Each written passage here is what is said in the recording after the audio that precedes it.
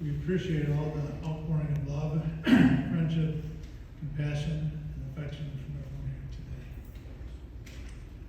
When I think about a role model, I think it starts with understanding the person I want to become, the gaps that I have, and who on this earth that I think has or is working really hard at shortening those gaps. Mary has always been a role model to me in one way or another, but in these past few months, she's become and remains one of the greatest role models in my life. Over the past few months, I've come to see very clearly the love Mary shared with so many dear people, as well as the dedication to what she believed would make this world a better place, whether it was helping children throughout America with her work or in everyday life with the people she came to nourish. Her deep friendships were something to aspire to. There are too many to mention, simply too many.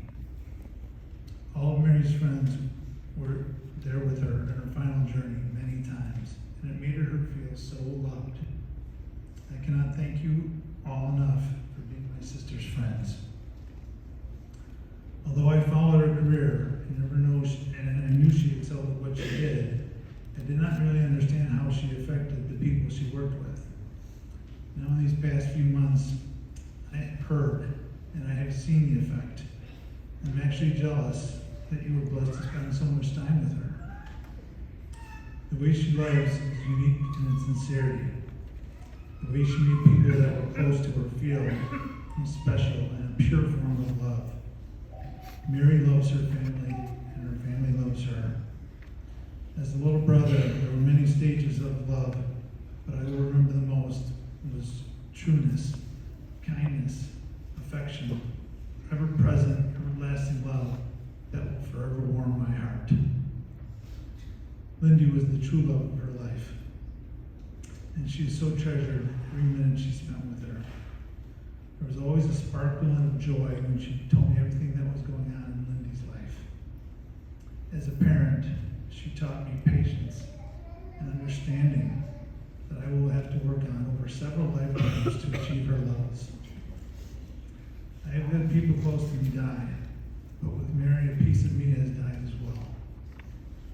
And that piece is gone, and it will be until I'm with her again. But part of me is also renewed and inspired to fill this world with a truer love, an undeterred patience, deeper understanding of almost everything going forward, a fierce defense of the truth, a reflection of right versus wrong, genuineness of compassion, and a simple but pure kindness. That renewal and inspiration is what my role model, my sister, my friend, my Mary has given to me. And today again, I consider myself the luckiest person in the world to have her in my life.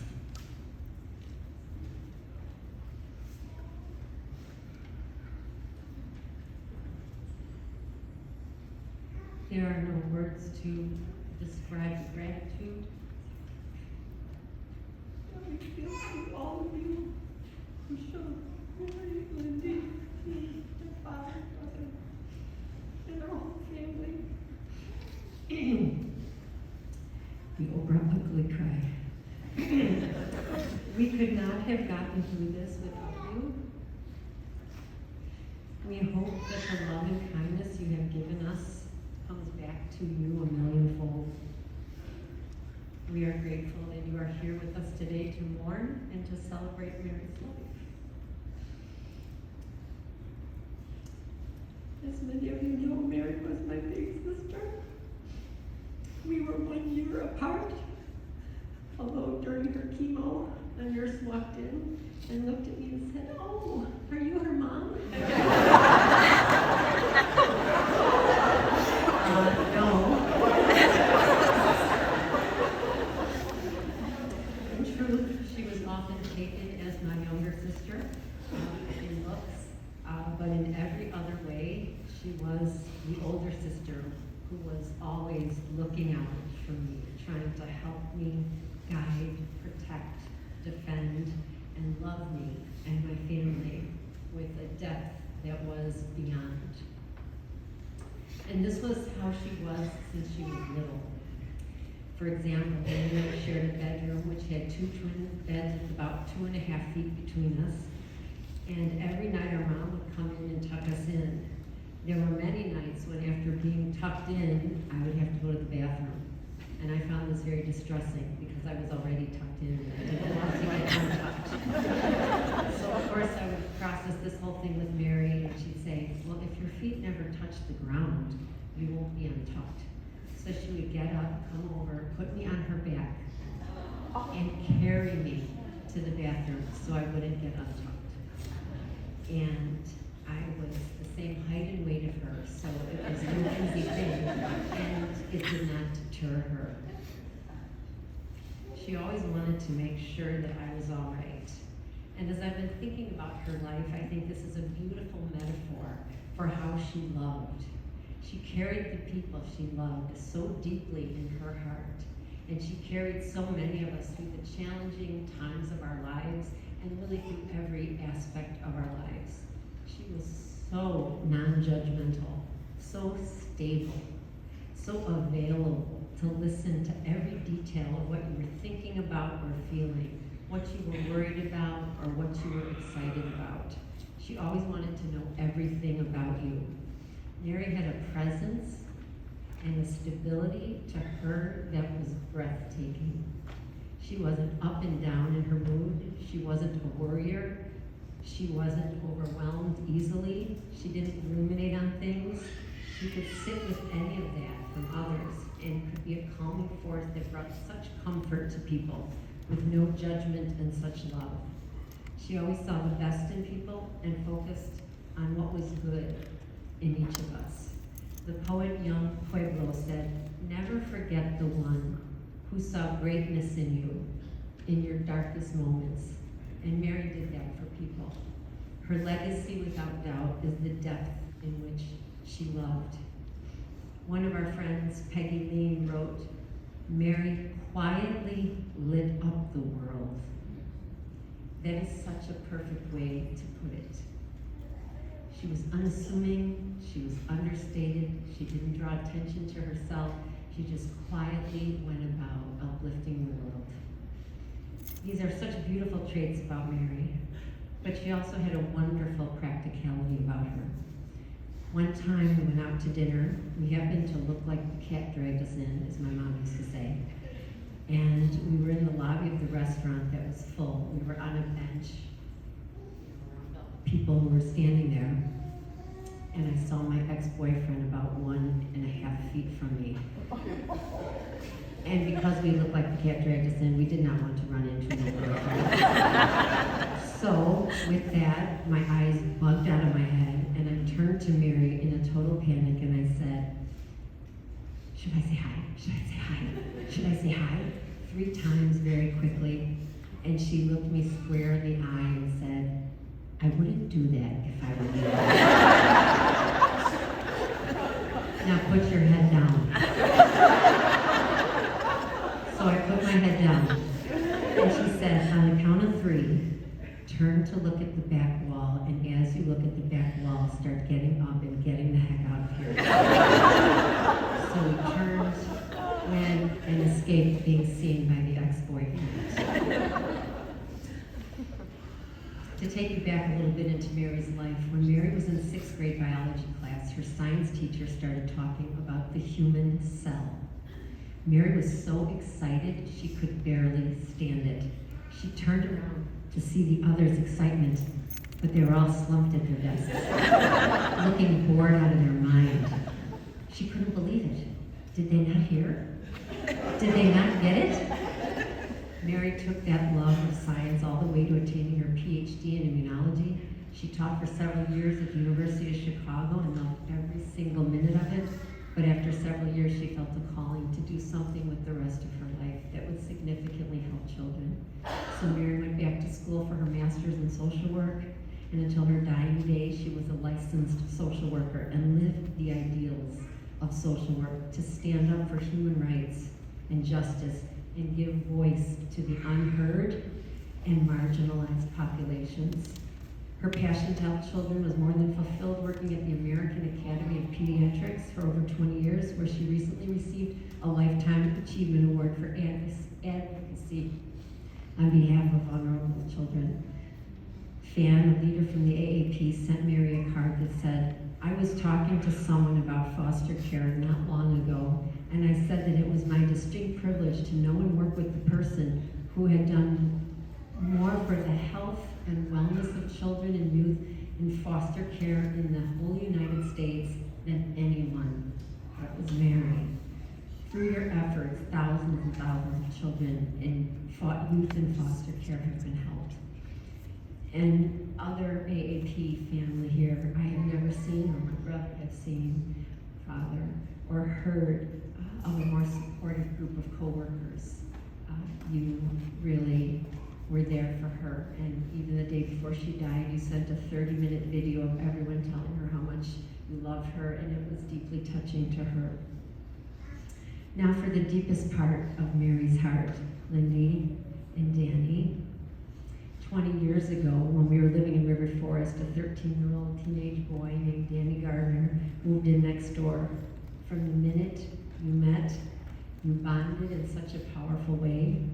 Danny, you became the son of Mary's heart, and she became the mother of yours. You referred to each other as son and mother, and Lindy as brother, and your bond is unbreakable. She loves you and will be with you forever. Lindy, Mary always said,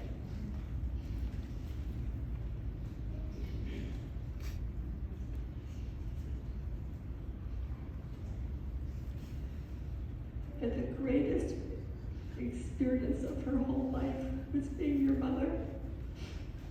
Although she was devastated and beyond heartbroken that cancer was going to take her away from you, she was so incredibly grateful for every single minute she got to love you on this earth. Let's see. You two got each other in a way that was beyond words. And Lindy, you loved and loved Mom in such a powerful way, and she knew it and felt it and loved every minute of your love to her. Lindy is a force of nature. She wanted to get a tattoo inked on her arm that says how much she loved her mom. Mary was so deeply touched. But after investigation, we found out that it is a crime. Yes, a real crime to tattoo anyone under the age of 18 in the state of Illinois. Lindy, however, was undeterred by this fact. Of course, agreed to. What about Wisconsin, she said. So we called the reputable tattoo parlor there. There is such a thing. I'm sorry, I'm not chatter. I talked to the owner, and he said, no one should put a tat on a 15-year-old. So we went back, Mary went back to Lindy and said, asked her, why do you think they're so strict about this? And Lindy said, because people regret it. And she said, but this is different. So different. So then she came back again. How about Michigan? So a week before Mary went to heaven, Lindy and I got in the car like two fugitives, busting over 2 state lines to get to the tattoo parlor in Michigan.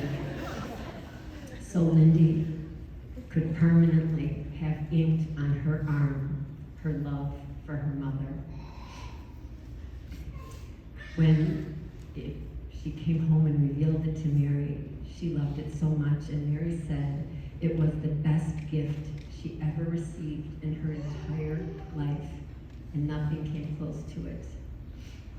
Now that's a love story if I ever heard one. There's so much more that can be said about Lindy and Mary, but I know we're going to get the time here, but I think that story encapsulates how much you love your mom and how much your mom loves you. Mary and I were incredibly close. I was thinking to her, yay. The fly by the seat of your soul to her logical, practical, rational, scientific, yet brimming with pure love self. We're really different people. How we looked at the world. I'm a sign kind of gal. She's not. But when we started to think about not being able to talk with each other anymore in the normal physical way, she decided that she would give it her all from the other side in heaven to communicate from her heavenly soul to our human souls. I said, Mary, and I don't know why I said this, but I did, maybe you can arrange something like a fox to go in the road in that one street that Lindy and I always drive down. She kind of looked at me and she was like, that is really random and really specific. Maybe I'll just have some purple things show up, like a purple truck. Sure enough, didn't Mary's soul take her on the night of the Aurora Borealis? So when we walked outside at night, the night Mary died, the sky was lit up purple. And we knew it was a sign that she was okay and that she was with us. But then something even more interesting happened for me.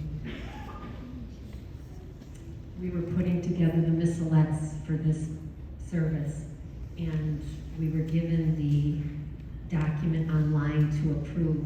We could have just approved it, but I had a strong feeling to just go in and put my hands on it and see it. Not too unusual, but it was just a very strong feeling.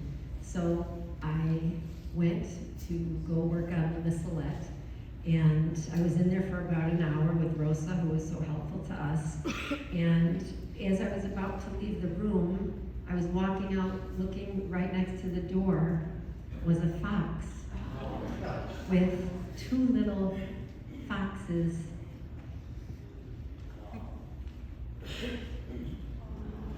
Two little foxes, me and Lindy in there too. But I don't think Mary's soul put the fox there. But I think Mary's soul knew the fox was there. And Mary's soul told my soul. And my soul floated it up to my psyche, my feelings, and I got a strong feeling to go look at the missalette. And there was this little fox waiting for me with Mare. And the other thing that happened, and then it'll come to a close. Mary died at about 2:20, 30 something in the morning. And we don't know when we noticed it, but it was even a day later. The clock stopped in the house right at that time. And I think I might have noticed it the next day or the day after, but the clock stopped. And my brother saw it. And I said, no, he didn't know anything about it. And then once we noticed it and acknowledged it, the clock started working again. And I said, Ken, did you change the battery? Did you jimmy it? Did you do anything? He said no. So Mary, who was not a real sign kind of gal, ends up delivering hardcore. Aurora Borealises, foxes in the office, clock stopping at the time of her death. So she is communicating to us from up above, from her soul. And so all of us can have, whoever would want to partake in that, can still continue relationship with Mary because she is with us. We will never get over the loss of Mary on this earth, but we will stay connected to her. And she lives on in our hearts, our souls, and memories. She is waiting for all of us to be reunited again one day, especially with you, Lindy, Danny, me, our family, our close friends, She said, in the meantime, love life, taste life, smell life, appreciate life, and carry me with you as I will continue to carry you. Her favorite prayer was footprints in the sand. When I went through my hardest time, where were you? There was only one set of footprints. It was then I carried you. She felt carried by God. She felt carried, and she continues to carry us and will till we meet again. Thank you.